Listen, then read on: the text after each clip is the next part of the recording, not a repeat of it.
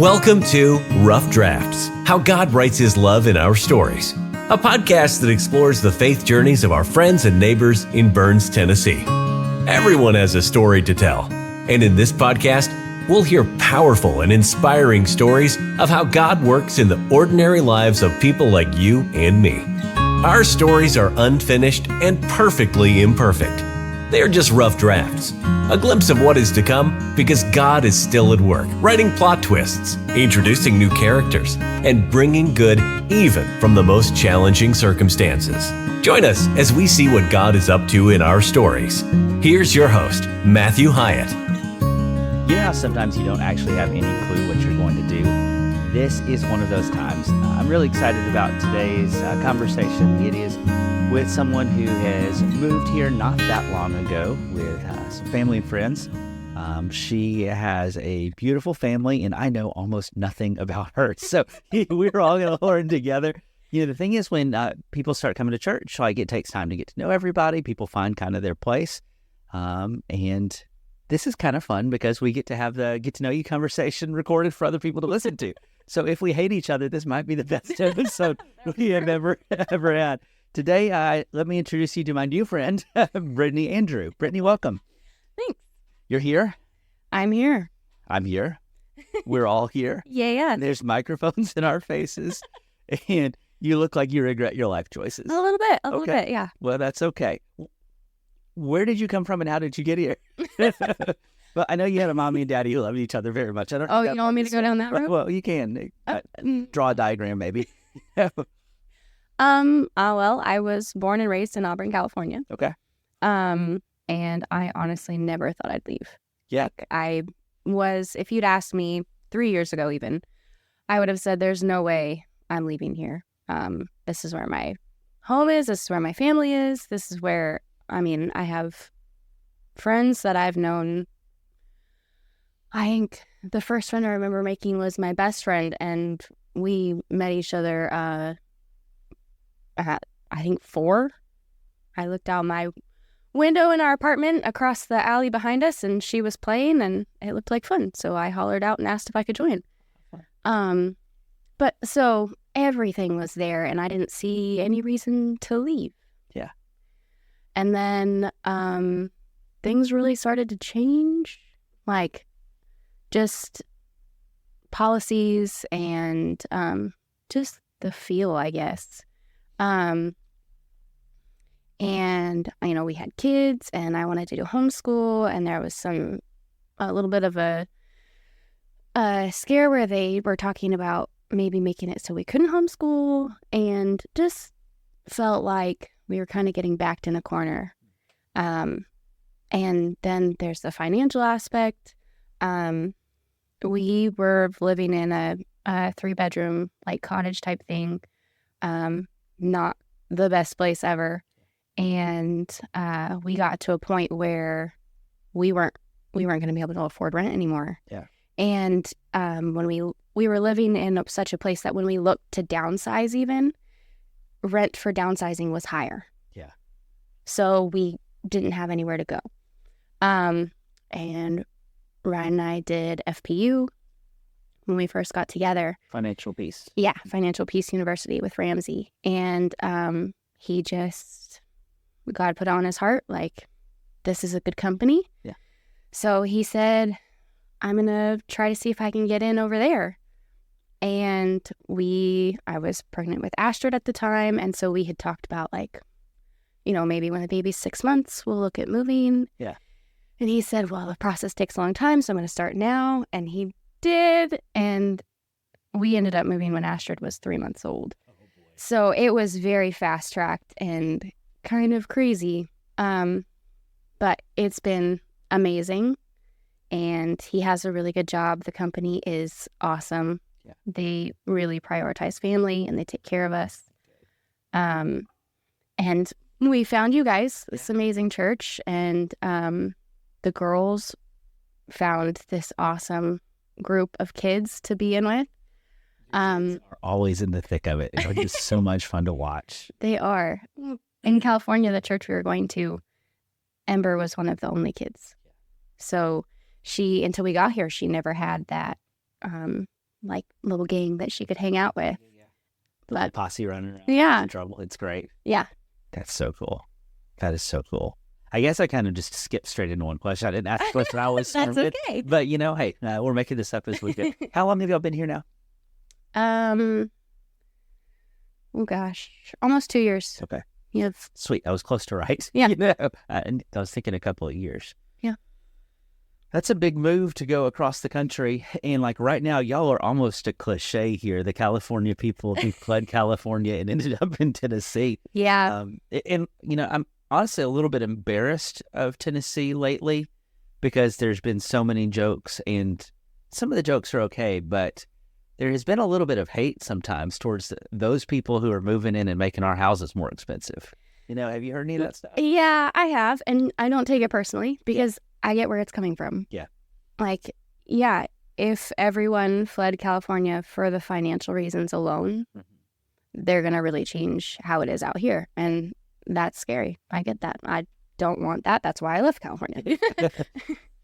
I've even seen those pictures where it's like a map of Kentucky and it says, "Welcome to Tennessee" for California people. It's stuff like that.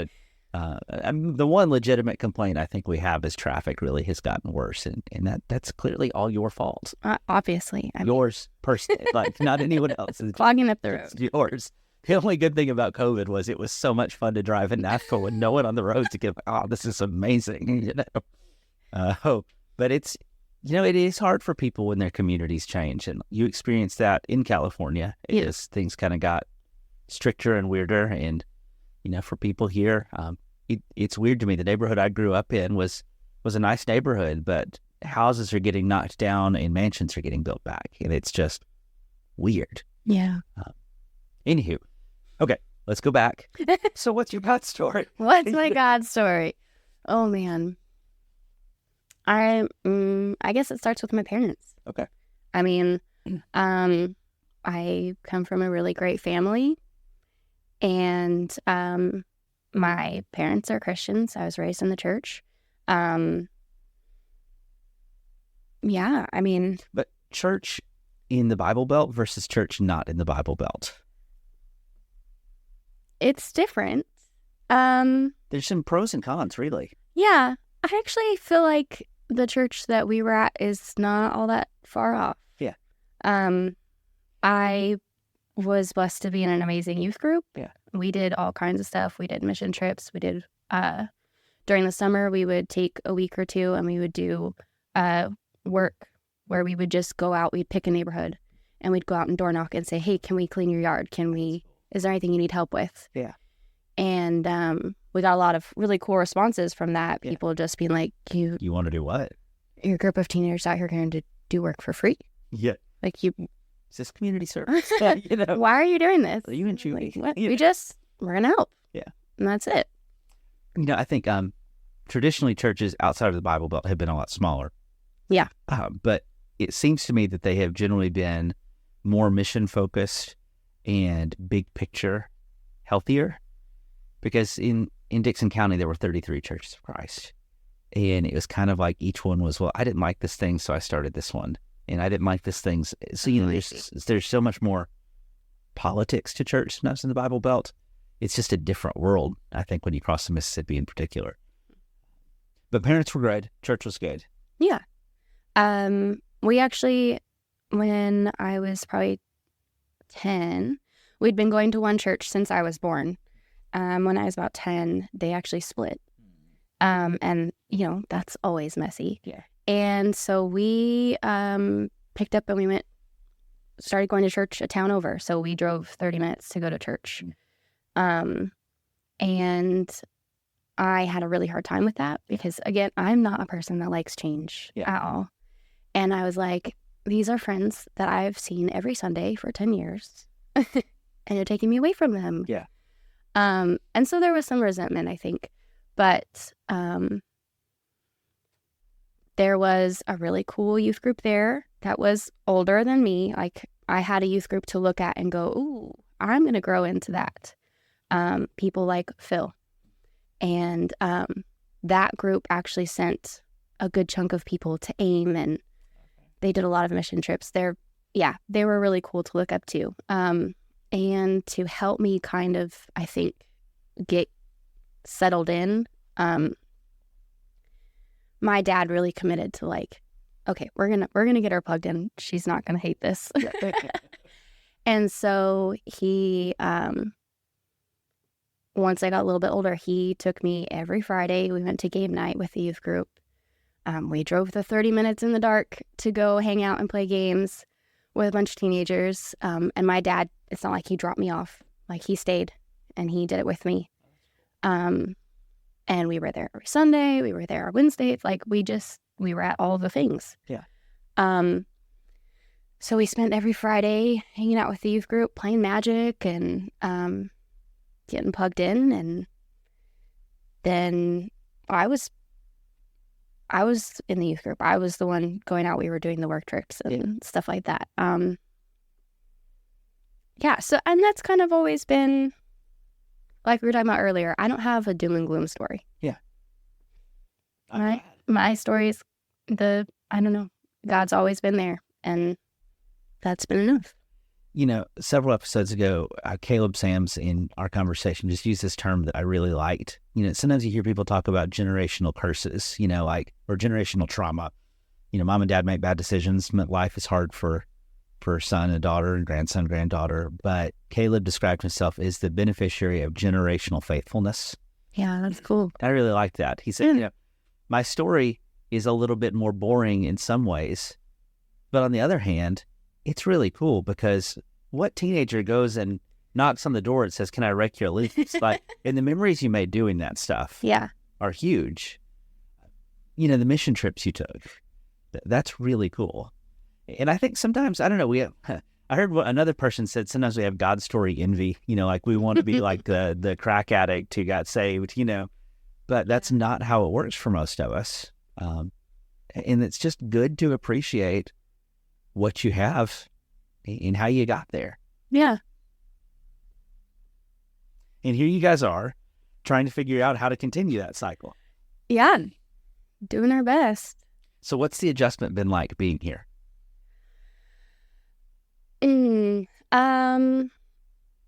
I've had to work to get plugged in again, to try to find, and I mean, my kids have actually helped a lot with that because they jumped in and they made friends because they're little and that's how they do it. And so Hereby required to make friends with his parents. Kind of, yeah. And luckily they have amazing parents, so it worked out well. But yeah, and just trying to kind of, as part of why I'm here, trying to stay on top of myself, like not hermit. Yeah.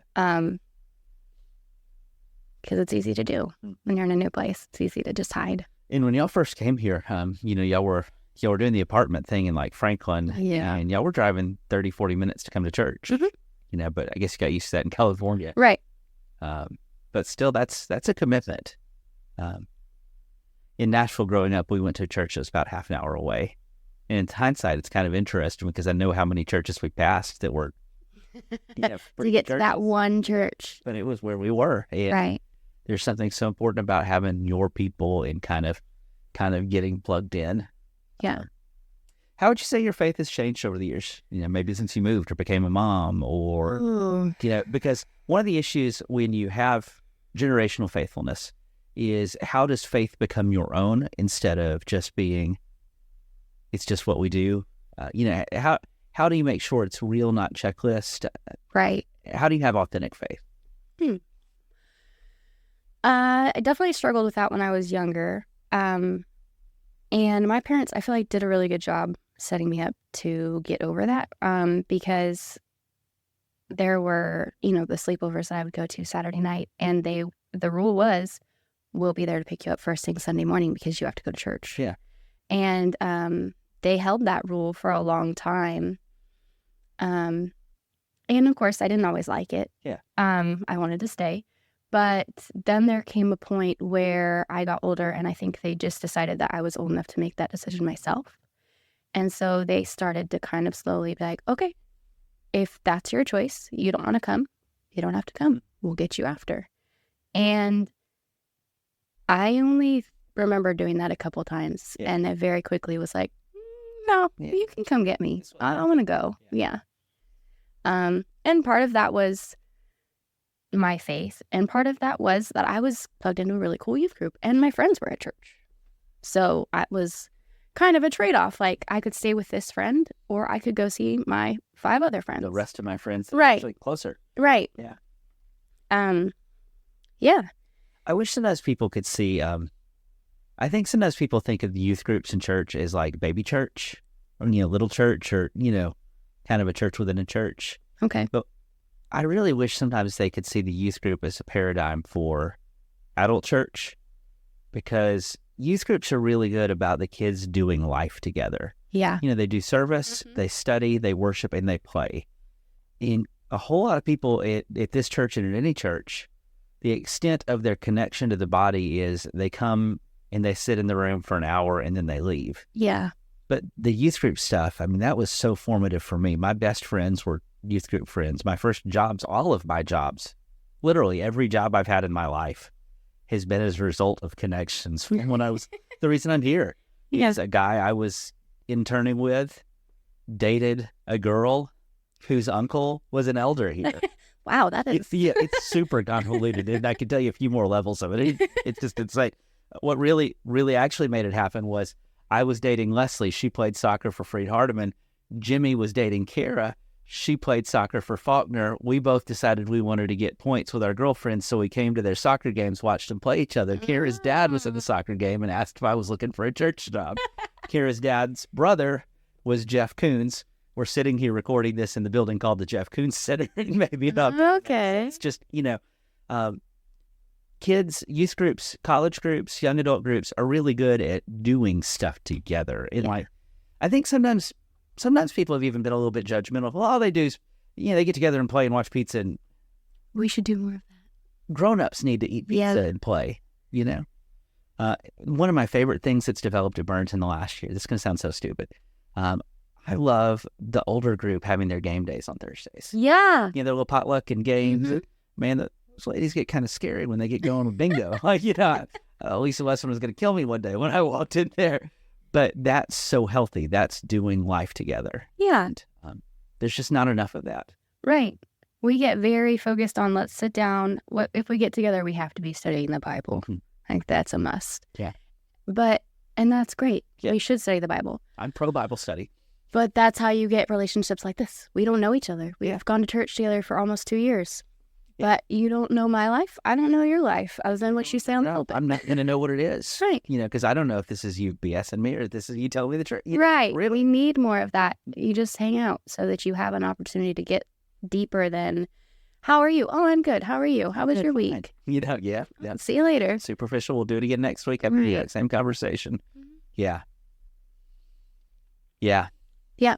It's just so easy to do, though, because we don't want to let our guard down. It takes vulnerability. Yep. And that vulnerability word is the reason this podcast started, was how do we create a place where people can share their stuff? Yeah. We're not great at that. No. We jumped. If someone came forward at church on a Sunday when I was growing up, if it wasn't to be baptized, it was because they got caught doing something bad. Like, oh, you got a DUI. You just cheated. It was always that. And some of it was our teaching about repentance and public stuff, but that's another conversation for another day, I think. We need more people in our lives who know when it's going off the rails before it goes off the rails. Mm-hmm. Yeah. Well, let's fix that. What do you say? Yeah, I'm all in. Yeah. And that's why we do family camp and stuff like that. Yeah. That's a lot of work and a lot of people and a lot of money, but the reason is we're trying to trick people into actually spending time together. Somebody one time said, "Aren't you people a cult?" And I said, "I wish we were closer to it." Because in a cult, you really are engaged with each other. The answer I usually give is, if this were a cult, I would make a lot more money and have a lot more wives. So that's that's the other answer to that question. But it kind of just is what it is. Yeah. Mm-hmm. And it's especially hard here, I think, because it is a bigger congregation, which is really cool because it shows, God's working here. But at the same time, it's a lot harder to recognize when new people walk in the door, or this is a semi-new person, just to step outside. It's really easy to get especially for me to get that focus, like, okay, I need to get the girls up here to the right spot, and we need to get our stuff all settled down. I need to go get my communion. Like, It's just easy to get so caught up in doing church so we forget to be church. right. It's also a little funny to me, and I love your perspective, and I wish we'd had this conversation, Sarah, because you talk about us as a big church. Mhm. When I started, 70 was probably an average Sunday, and we were so excited if we made it to 100. There were weeks, no joke, this is not any exaggeration. There's a week where Keith Oliver told me, don't cash your paycheck till I make the deposit or it will bounce. So like, I still think of us as small church because that's where we were for so long. Right. And as we've grown over these years, I can't tell you how many elders meetings we've had. Like, we don't want to lose that personal connection. Right. And what's really sticky is like, we don't really care about growth for growth's sake. Like, nobody's like, we want to be a church of 500. Right. I kind of miss being a church of 70. My job was a whole lot easier. Yeah. But like, we believe that people need Jesus and we have something to offer. So we want to grow because there's people who need what we have. Right. But we don't want to lose what we are. Is, how do you not? Right. You can't keep that same feel with this many people. It's just the dynamics don't work. Yeah. I can't know every person in the church anymore. It's impossible. But I also feel like that's not your job. It's not. And it took me a while to come to terms with that. Yeah. What I want is I want everyone in this church to be known by someone. I don't have to be the someone. Because if I'm the someone, the church is about me. Mm-hmm. And that's the wrong person for the church to be about for a variety of reasons. The church needs to be a place that's about Jesus, obviously. Right. But, how do you help make sure everyone is known? That's tricky. Yeah. Even some of our gimmicky stuff like Name Tag November. I love it. It's just kind of, it's goofy, but it is. It's kind of the point, like, it's okay to not know somebody and to find out who they are. Yeah. So Dixon's treating you okay because you guys just moved to Dixon from Franklin, Brentwood-ish a few months ago, correct? Yeah, we moved in July. Okay. Yeah. So what are the big differences between California and Tennessee been for you just in day-to-day life? What? I don't even know. Did you say Auburn, California? Yeah. Where, north, south, east, west? Where is that? What's it near? It's Northern California. It's north from Sacramento. Oh, very kind cool. of north from Sacramento. Yeah. Yeah. Differences. I have 2 small children. I don't go out a whole lot. I'll be honest. We still have a Target. It's not in Dixon, we don't, but Right, you don't. That is a big adjustment. There's no Target here. There's no Starbucks here. That was an adjustment too. House Blend's pretty good. I haven't been there yet. Oh, bless you. I don't even like coffee. It may have things I like. I have my espresso machine at home, Okay, so I make my own coffee, but I make my own frou-frou. No, you have your frou-frou jar, sit down. Pump free and beer, just get a guy right next door too. We have a couple. I tried them. I didn't like them. Okay. Yeah. They have pinball machines though. Oh, I didn't actually go. Somebody brought me coffee from there. So. I have been telling people, like, if you're new, Dixon is experiencing what I'm calling the dessert renaissance. Because when we moved, it was in this kind of time period where everything dessert-wise had closed. I guess it was because of the recession in 2008 or whatever it was. But now you can go to Xander's Pizza and get ice cream. You can go to Katie's Ice Cream and get ice cream. You can go to the Frosty Jug and get ice cream. You can go to Sweet Teas in White Bluff and get gelato. And best of all, you can go to Las Delicious, the Mexican ice cream place, which if you have not been there, mortgage the house and just go, because it's proof that God loves us. Oh, it is so good there. The first time I went, Dan Calloway took me, and they had an ice cream flavor called horchata. Oh, yeah. And it was next to like a tequila ice cream or something crazy like that. So I just assumed horchata was an adult beverage. And I tried the horchata ice cream because Dan told me to. And I said, Dan, I think I'm going to become an alcoholic because like this stuff was good. It's like the icing off of a cinnamon roll. Oh. It would kill Penny. But right. Oh, it was so good. And it's not alcoholic either. So, you need to stop your angry emails right now. Okay, But it was amazing. Dixon has exploded in these last few years. And it's been really cool just to see all the fun community stuff. The parades going on, the tornado relief that we're in the middle of right now. Like, there's just nowhere like this where I think we had 25 people show up to work on this house yesterday. That's really cool. What would have taken the family months, it's probably getting done in like 2 days, 3 days. And they're still going to have a long way to go after that.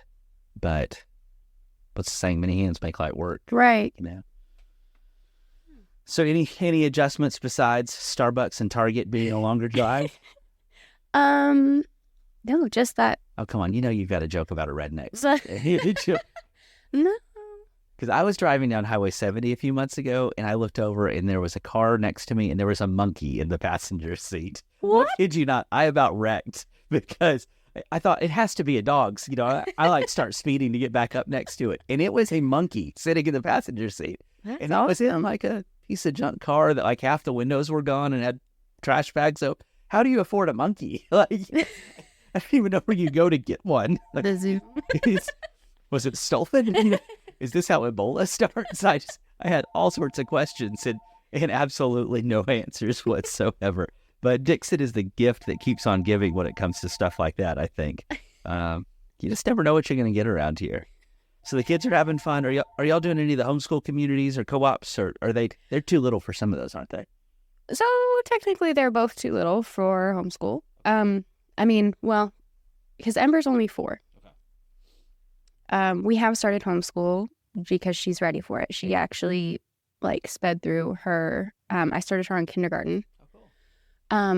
Just because I was like, I feel like she's ready for this. Even though she's young, but she's young. So if it doesn't click, we'll drop it and we'll come back to it later. She blew through her kindergarten curriculum. We've actually started on her first grade math book. Oh, cool. But because she's still young, we haven't done any of the homeschool groups or anything like that. Yeah. There are a surprising number in this community. There are a ton. Yeah. Being plugged in with Amber and Nicole has been really good. I have people to kind of know the lay of the land. I can ask questions of and tell you how to do stuff and buy stuff and organize stuff. Yeah. Not jump off a cliff. Right. That turns out to be one of the more important parts, actually. Not good for the kids. Well, is there anything else you want to share?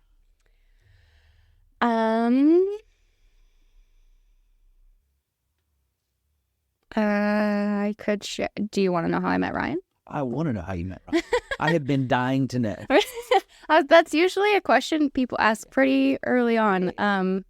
And it's a funny story. Okay. So I will tell you, I think it's better when he tells it. Okay. And I will leave pieces of it. Okay. They're his pieces. I'll leave them out. But it has to do with the youth group. Okay. I was dating a guy in the youth group, and we dated for 4 years. Oh, wow. But during that time, he came to me before one of the Friday night game nights, and he said, I have a friend. He's supposed to come stay the night. I'm going to come to game night. So he's going to come to game night, and I want you to really try to pull him in. Because contrary to how I may seem now, I used to be that person that pulled everybody in and was the extrovert that, yeah. I don't see you as not that person. Really? No. Oh, I very much see myself as more, reclusive now, I guess. When you're at that stage with the kids being little, you just don't have energy for people. So That's true. You can become a functional introvert even. And I'm an introvert. People don't believe that, but the job requires me to be more extroverted than my soul wants to be.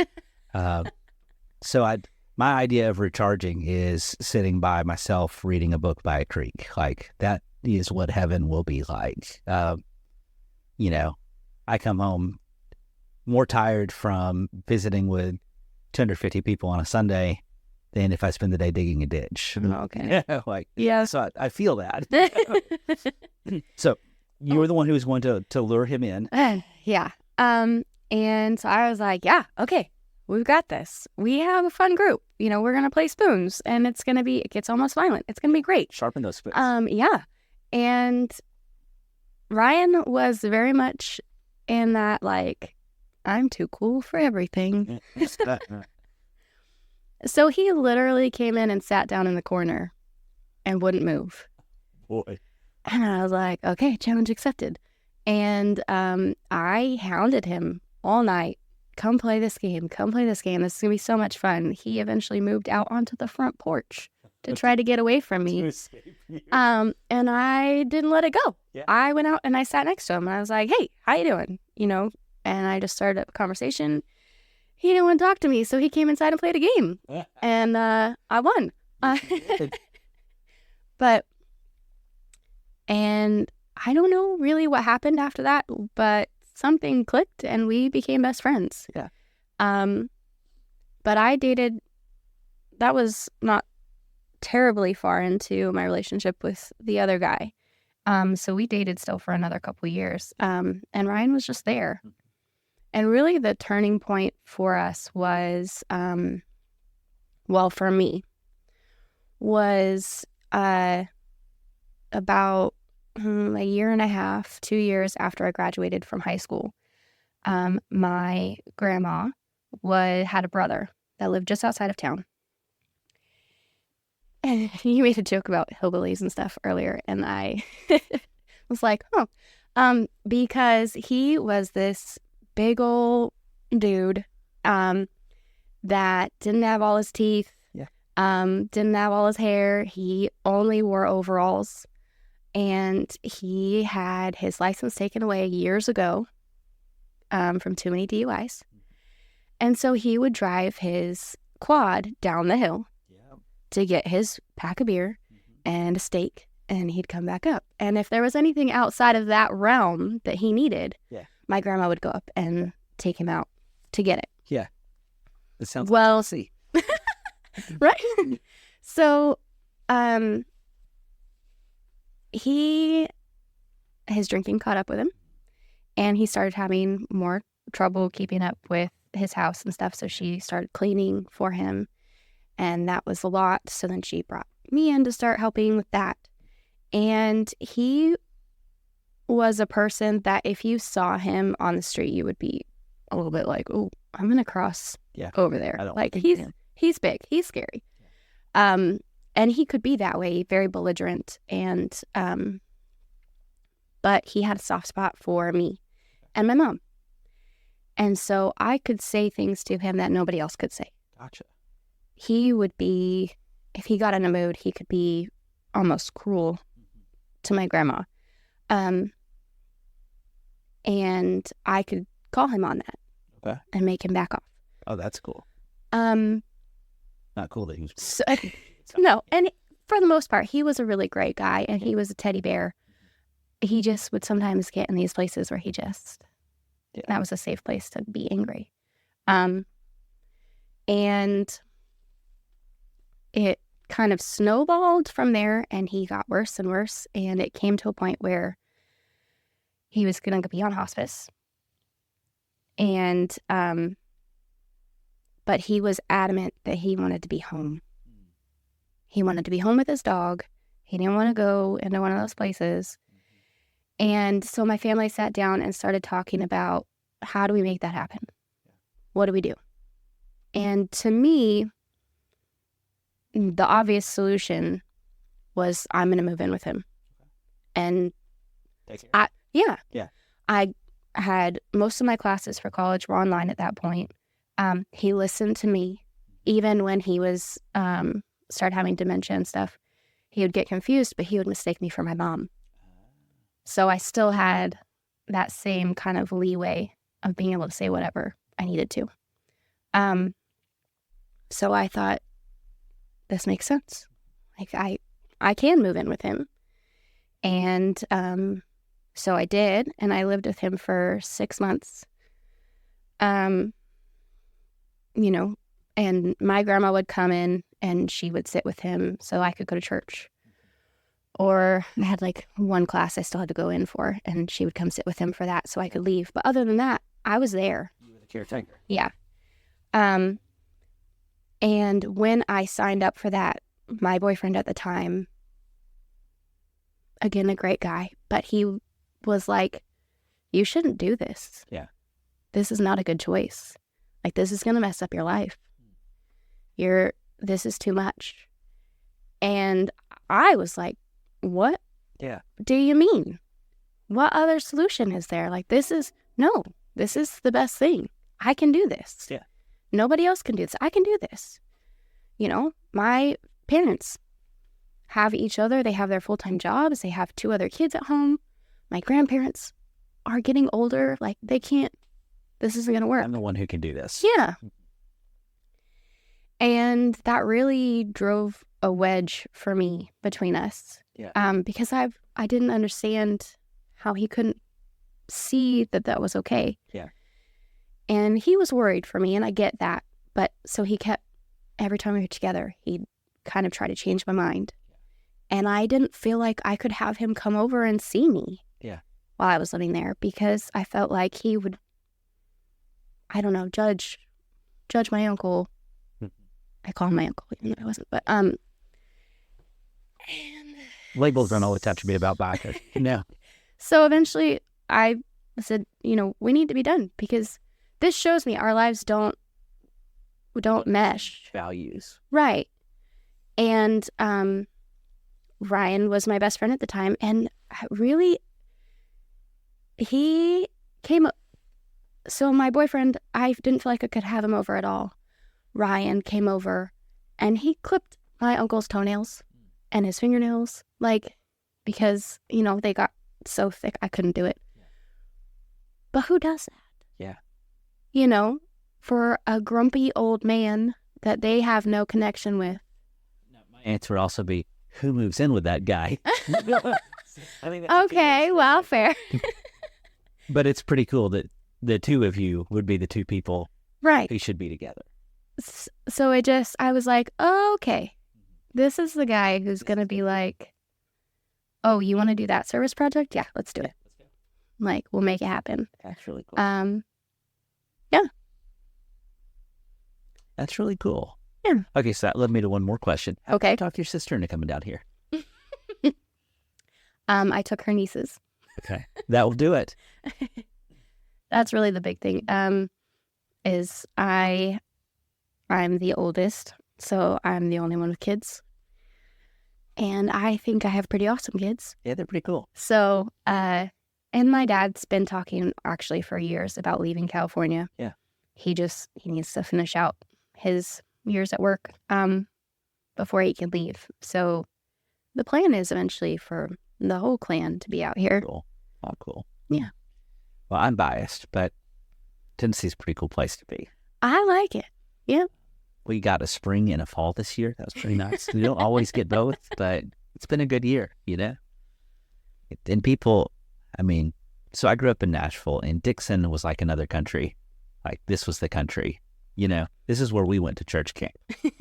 And I never would have imagined this is where I would end up. But it has been so cool.